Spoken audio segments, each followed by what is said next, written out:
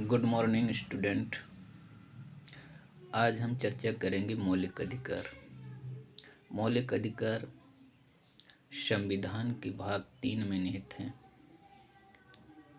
संविधान का शाब्दिक अर्थ होता है जिसमें सभी समस्याओं का समाधान निहित है, वो संविधान है। संविधान के भाग 3 में मूल अधिकार के बारे में चर्चा की गई है। मूल अधिकार के बारे में बताया गया है। मूल अधिकार अनुच्छेद 12 से 35 तक है। ठीक है।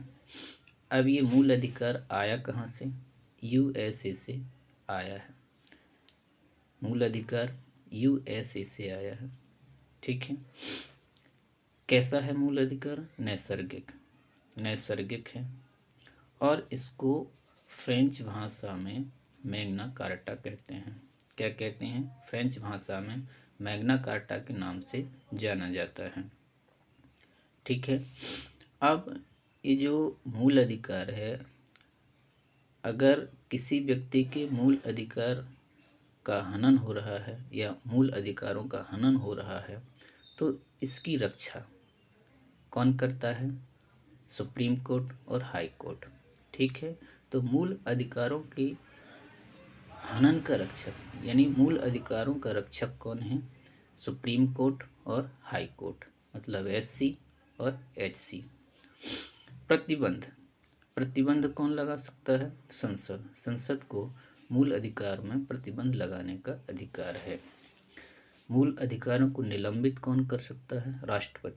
राष्ट्रपति मूल अधिकारों को निलंबित कर सकता है। राष्ट्रपति के पास ये शक्ति होती है कि वो मूल अधिकारों को निलंबित कर सकता है और संसद के पास ये शक्ति होती है कि वो मूल अधिकारों में प्रतिबंध लगा सकती है। ठीक है। तो जो मूल अधिकार हैं इसको फ्रेंच भाषा में मैग्ना कार्टा कहते हैं। क्या बोलते हैं? फ्रेंच भाषा में मैग्ना कार्टा। ठीक है ना। ये तो पहले ही बता दिया कि मूल अधिकार यूएसए से आया है। ठीक है। अब है अनुच्छेद 12। अनुच्छेद 12 में मूल अधिकार के विषय में केवल बताया गया है कि मूल अधिकार क्या है। ठीक है। तो मूल अधिकार हमारा क्या है?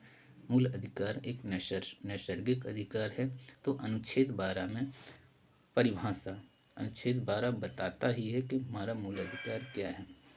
इसमें ये जो है राज्य और स्टेट है ना, राज्य और स्टेट हमारे मूल अधिकारों का हनन नहीं कर सकता।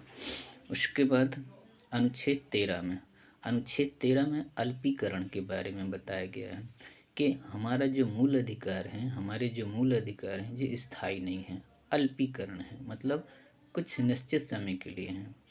ठीक है। मूल अधिकार स्थायी नहीं है, अस्थायी है, अल्पीकरण।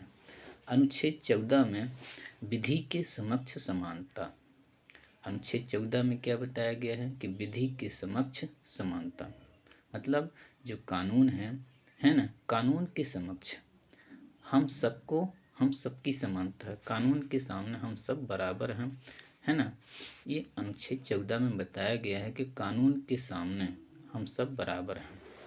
अनुच्छेद 15 में बताया गया है कि जाति, धर्म, लिंग, जन्म स्थान के आधार पर भेदभाव नहीं होगा।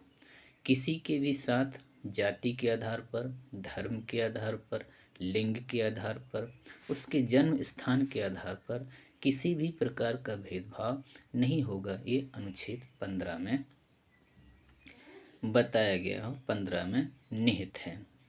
ठीक है। बाकी कल देखेंगे। ओके।